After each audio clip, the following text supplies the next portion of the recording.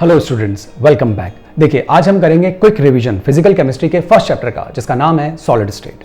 अब ये वीडियो आपको क्यों देखना चाहिए, उसका केवल एक ही रीजन है, और वो रीजन है आपके कई सारे आज बच सकते हैं, क्योंकि इस वीडियो में मैंने 2007 से लेकर 2020 तक के जितने भी क्वेश्चंस होते हैं उन सबसे रिलेटेड कॉन्सेप्ट्स को इन्वॉल्व कर लिया है। एक बार अगर आपने इस 1 घंटे के वीडियो को अच्छे से देख लिया तो आप ये मान के चलिए कि आपने 2007 से लेकर 2020 तक के सारे पेपर्स सॉल्व कर लिए। और ये बहुत बड़ी बात है, क्योंकि अगर आप अपने आप से उन पेपर को सॉल्व करेंगे तो आपको बहुत टाइम लगेगा, और इस 1 आवर के वीडियो को अगर देख लेते हैं तो आप मान के चलें कि आपका सारा रिवीजन उन पेपर्स का हो गया। दैट्स वाई ये वीडियो आपको देखना चाहिए। इस वीडियो में हम उठा रहे हैं सॉलिड स्टेट को। इसके अंदर हम डिटेल्ड पोर्शन के ऊपर बात नहीं करेंगे, केवल उन्हीं टॉपिक्स के ऊपर बात करेंगे जो इस साल बोर्ड्स के सिलेबस में है। चैप्टर बहुत इंपॉर्टेंट है। इस चैप्टर से न्यूमेरिकल्स 100% आता है। बेसिकली जो इसका वेटेज था वो पहले तो 1+3 मतलब 4 मार्क का था, लेकिन इस साल चांसेस है कि 6 मार्क्स तक के क्वेश्चन इससे आ जाएं, और न्यूमेरिकल पक्का से आएगा। इसलिए आपको इसके न्यूमेरिकल पे काफी अच्छा फोकस करना चाहिए। इस टॉपिक में जो हम आज डिस्कस करेंगे, इसमें हम न्यूमेरिकल्स के ऊपर भी बहुत डिटेल में बात करेंगे, साथ ही साथ डिफेक्ट्स के ऊपर बात करेंगे और टाइप्स ऑफ क्रिस्टलाइन सॉलिड्स के ऊपर बात करेंगे। So guys, without wasting time हम स्टार्ट करते हैं। सो गाइस, इस चैप्टर का जो पहला टॉपिक हम पढ़ेंगे वो पढ़ेंगे types of crystalline solids. Okay, देखिए, टाइप्स ऑफ क्रिस्टलाइन सॉलिड्स। देखिए, सॉलिड्स जो होते हैं बेसिकली 4 तरीके से हमने उन्हें डिवाइड कर रखा है। पहला जो है वो है आयोनिक, दूसरा मेटालिक, तीसरा कोवलेंट, जिसे नेटवर्क सॉलिड भी कहते हैं, और जो 4th वन है वो है मॉलिक्यूलर। ओके, इनसे रिलेटेड बहुत बार बोर्ड एग्जामिनेशन में क्वेश्चंस पूछे गए हैं 1 मार्क में। ओके, देखिए, अब क्या ध्यान रखने वाली बात है, मेन चीज है इनके एग्जाम्पल्स। आपको जनरली कुछ तो बिल्कुल क्लियर हो जाते हैं और कुछ में आपको हमेशा कंफ्यूजन रहता है, तो मैं आपको क्लियर करता हूं कि कैसे जवाब देते हैं। जब भी कोई एग्जाम्पल लिखा आ जाए और आपसे पूछा जाए कि किस टाइप का क्रिस्टलाइन सॉलिड है, तो आप कैसे पता लगाएंगे। तो सबसे पहले मैं कुछ एग्जाम्पल्स यहां लिख रहा हूं, आप पहले उनको ध्यान रख लेंगे। जैसे कि diamond, graphite, silicon carbide, aluminium nitride. Diamond, graphite, silicon carbide, aluminium nitride and SiO2 quartz. अगर उन एग्जाम्पल्स में से आपको ये 5 नजर आते हैं तो आप सबसे पहले कोवलेंट या नेटवर्क सॉलिड बोलकर कहानी खत्म कर दीजिए, अगर ये 5 है तो। अगर इन 5 में से नहीं है तो फिर अब हम आगे चलेंगे। फाइन, अब आप आगे आ जाइए। अब आप ये देखिए कि जो चीज लिखी गई है या जो एग्जांपल आपको दिया गया है वो मोनोएटॉमिक है या नहीं है। मोनोएटॉमिक मतलब एक टाइप के एटम से बनी हुई स्पीशीज है या नहीं है। फॉर एग्जाम्पल, जैसे अगर हम बात करें नोबल गैसेस की, हीलियम, आर्गन, उनको छोड़ देना। फिर बोलता हूं, हीलियम, आर्गन जैसे नोबल गैसेस की जो हम बात करते हैं, इनको छोड़कर कोई भी सिंगल आइटम्स अगर आपको नजर आ जाए तो वो इस कैटेगरी में रख दिए जाएंगे। फॉर एग्जाम्पल, जैसे सोडियम, Na हो गया, Fe हो गया, ठीक है, सिल्वर हो गया, ये बोर्ड्स में पूछा गया है। ओके, अलॉय भी इस कैटेगरी में रखे जा सकते हैं। अलॉयज जैसे कि ब्रास, ब्रोंज, कई सारे अलॉयज इस कैटेगरी में रखे जा सकते हैं। और लगभग 80% पीरियोडिक टेबल के जो एलिमेंट्स हैं वो यहां रखे जा सकते हैं, मतलब कि मैक्सिमम मेटल्स यहां पे इस कैटेगरी में रखे जाएंगे। यानी मेटालिक सॉलिड्स आपको नेक्स्ट सोचना है, और मेटालिक सॉलिड्स मतलब जो भी मेटल लिखा हुआ है या उसका कोई अलॉय है वो सब मेटालिक सॉलिड्स में आ जाएंगे। देखना और देखकर पहचानना बिल्कुल आसान है इस चीज को। तो सोडियम, Fe, Ag, या आप गोल्ड की बात करें, प्लैटिनम की बात करें, राइट, एल्यूमिनियम की बात करें, अकेले आइटम्स अगर आपको लिखे नजर आते हैं, हीलियम, आर्गन में कंफ्यूज मत होना, ठीक है, तो मेटालिक सॉलिड्स हो जाएंगे। उसके बाद अब हम आते हैं आयनिक सॉलिड्स में। अब आयनिक सॉलिड्स में आयंस होते हैं जैसे NaCl, CaCl2, RbCl, ऐसे। अब क्वेश्चन अराइज कि हमें कैसे पता पड़ेगा कि आयनिक कैटेगरी में किसको रखना है। तो ध्यान रहे, एस ब्लॉक के जो एलिमेंट्स होते हैं वो जब भी किसी स्पीशीज के साथ जुड़े हुए आपको नजर आ जाए, मतलब एस ब्लॉक के सॉल्ट्स यदि आपको नजर आ जाए तो आयनिक कैटेगरी में आप रखेंगे। मैं फिर कह रहा हूं एस ब्लॉक के सॉल्ट्स, राइट। फॉर एग्जांपल, जैसे ये एस ब्लॉक है और ये सॉल्ट बना है, अकेला सोडियम मेटालिक में आएगा, लेकिन सोडियम जब किसी के साथ जुड़ जाएगा तो वो हमेशा आयनिक कैटेगरी में चले जाएंगे। तो ये वो एग्जांपल हो गया। और इसके अलावा ध्यान रखिए, जिंक के कंपाउंड्स और अमोनियम के सॉल्ट्स भी इस कैटेगरी में आते हैं, जैसे NH4Cl, NH4NO3, ये इस कैटेगरी में आएंगे, राइट। ZnO इस कैटेगरी में आप रख सकते हैं, जिंक ऑक्साइड। तो जिंक और अमोनियम को ध्यान रख लीजिए। और इसके अलावा एस ब्लॉक के जितने भी मेटल्स हैं, ली, ना, के, रब, सी एस, बे, मक्का, सरबा, इन सब के जितने भी सॉल्ट्स आएंगे वो सब आयनिक कैटेगरी में रखे जाएंगे। फाइन, तो ये हो गया अपना पूरा। तो सबसे पहले इसको देखिए, उसके बाद इसको, उसके बाद इसको, और इन तीनों में भी अगर कोई चीज नहीं सेट हो रही, नोबल गैसेस को तो पहले ध्यान रख लिया, तो फिर आप उसे मॉलिक्यूलर सॉलिड्स में ले जाकर रख देंगे। अब जैसे कि बहुत सारी चीजें जिनसे रिलेटेड क्वेश्चंस आए, NH3, CO2, यूरिया भी इस कैटेगरी में ही आता है, मैं समझाऊंगा थोड़ा सा, ठीक है। बहुत सारे कंपाउंड्स, ठीक है ना, इस कैटेगरी में CO2 भी हो गया, H2O इस कैटेगरी में आप रख सकते हैं, HCl, HF, ऐसे कई सारे कंपाउंड्स, एसिटिक एसिड, ये सब इस कैटेगरी में आते हैं। अब आपको दिमाग में आ रही होगी बात कि आप तो सॉलिड स्टेट पढ़ा रहे हैं, लेकिन यहां तो कुछ ऐसे हैं जो गैसियस स्टेट में रहते हैं या लिक्विड स्टेट में रहते हैं। देखिए, जब हम ये चैप्टर पढ़ते हैं और जिस भी कंपाउंड को लिखते हैं, हम उसको उसकी सॉलिड स्टेट में लेकर तो आ सकते हैं, भले ही वो रूम टेम्परेचर पे सॉलिड स्टेट में ना हो, लेकिन ठंडा कर उनको सॉलिड स्टेट में लाया जा सकता है। तो बाय डिफॉल्ट आपको सॉलिड स्टेट ही सोचनी है। अब आप नोटिस कीजिए, ये जो एग्जांपल्स है, ये तो इसमें तो मैंने लिखे ही नहीं, तो ये तो वैसे ही क्लियर है, अकेले अकेले आइटम्स है नहीं, इन दो पे मैंने हाईलाइट करने के लिए बोला था आपको, तो ये वाली कैटेगरी भी गई। अब एस ब्लॉक का कोई एलिमेंट यहां पे आपको जुड़ता हुआ नजर आ नहीं रहा किसी और के साथ, तो ये भी गया, तो बचा क्या, फिर यही तो बचे, तो आप ये जवाब दे सकते हैं। तो ये हो गए मॉलिक्यूलर सॉलिड्स। फाइन, अब मॉलिक्यूलर सॉलिड्स में हम अगर और इसको एक्सप्लोर करें तो जरूरत तो नहीं है, पर हाइड्रोजन बॉन्डिंग वाला सेक्शन आपको पता होना चाहिए कि इनमें से मॉलिक्यूलर सॉलिड्स जो होते हैं उनमें से हाइड्रोजन बॉन्ड्स कौन से बनाते हैं। तो ध्यान रखिए, जब जब H टॉप 3 इलेक्ट्रोनेगेटिव एटम्स के साथ जुड़ा नजर आ जाए, F, O, N और Cl की साथ साथ ही होती है, लेकिन Cl का साइज बड़ा होने की वजह से हाइड्रोजन बॉन्डिंग में अपना रोल प्ले नहीं करता। तो F, O और N के साथ जब जब हाइड्रोजन नजर आ जाए तो वो हाइड्रोजन बॉन्डेड मॉलिक्यूलर सॉलिड्स होते हैं। तो यहां पे अगर हम देखें तो मैं टिक लगा दूंगा, अमोनिया क्या इस कैटेगरी में आएगा, हाइड्रोजन बॉन्डेड में आएगा, CO2 नहीं आएगा, यूरिया आएगा, NH बिल्कुल आ जाएगा, H2O आ जाएगा, HCl नहीं आएगा, HF आ जाएगा, एसिटिक एसिड आ जाएगा। तो ये सब मॉलिक्यूलर सॉलिड्स हैं, राइट। और ये जिन पे मैंने टिक किया है ये सब हाइड्रोजन बॉन्डेड मॉलिक्यूलर सॉलिड्स होते हैं। फाइन, तो ये तो हुए इनके एग्जांपल्स तैयार। अब बात करते हैं इनकी कुछ प्रॉपर्टीज के ऊपर भी हमें डिस्कशन करना चाहिए, क्योंकि प्रॉपर्टीज से रिलेटेड भी कई बार क्वेश्चंस आए हैं। मेटालिक सॉलिड्स जो होते हैं उनकी सबसे खास बात है मैलिएबल एंड डक्टाइल, जो कि और किसी के पास नहीं है। ये एक बहुत यूनिक बात है इनकी, करेक्ट। नंबर 1, इनके पास जो यूनिक बात है वो है हार्डेस्ट है एंड हाईएस्ट मेल्टिंग पॉइंट। ठीक है, सॉलिड्स हैं तभी तो हम मेल्टिंग पॉइंट बोल रहे हैं, तो ये इनकी एक यूनिक बात हो गई। इनकी अगर हम यूनिक बात बोले तो एक तो हाइड्रोजन बॉन्डिंग वाला केस तो था ही था, और low melting points and highly volatile, बहुत जल्दी से उड़ जाते हैं। फाइन, अब बात करते हैं इनकी। वेरी स्ट्रॉन्ग लैटिस, लैटिस काफी स्ट्रॉन्ग बनता है। ब्रिटल होते हैं, ब्रिटल ब्रिटल मतलब आप समझ गए ना, मतलब अगर हैमर किया जाए तो छोटे छोटे टुकड़ों में टूट जाते हैं। फाइन, एंड लास्ट प्रॉपर्टी जो हम सबको कंपेयर कर लेते हैं वो आती है कंडक्टेंस की। ये इंसुलेटर है या बैड कंडक्टर कह लीजिए, कंडक्टर अगर इन्हें कहना है तो ये कंडक्टर होंगे इन molten state, conductor in molten state. Okay, ये ध्यान रखें, ये इसकी इंपॉर्टेंट बात है, ये हर स्टेट में कंडक्टर है। आप समझ गए ना, अगर मैंने बोला मोल्टन स्टेट में कंडक्टर है तो इसका मतलब सॉलिड स्टेट में नहीं है, ध्यान रखें। ये हर स्टेट में कंडक्टर्स हैं, ये तो इंसुलेटर्स ही हैं, कभी इलेक्ट्रिसिटी कंडक्ट नहीं करते, लेकिन इस बात का एक एक्सेप्शन है and that is graphite. Graphite conductor होता है। ओके, वो ग्रेफाइट जब हम डिटेल में पढ़ते हैं तब उस बात को डिस्कस करते हैं, यहां जरूरत नहीं है। तो बाकी सारे इंसुलेटर है, लेकिन ये चीज ध्यान रखने वाली है कि ये कंडक्टर है, राइट। और बात करते हैं ये सब इंसुलेटर्स होते हैं। इंसुलेटर की बजाय अगर हम ये कहें कि बेड कंडक्टर तो ज्यादा ठीक होगा।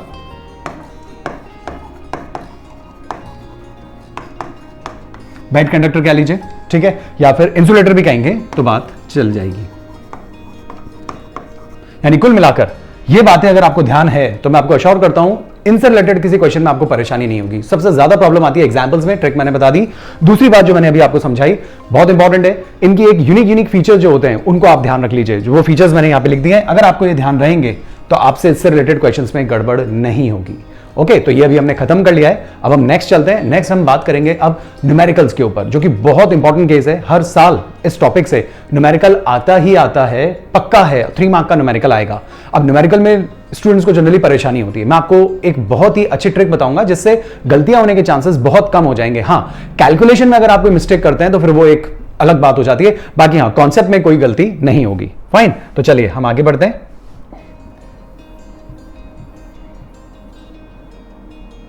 यहां डिस्कस करेंगे, अब हम न्यूमेरिकल से रिलेटेड बात करते हैं।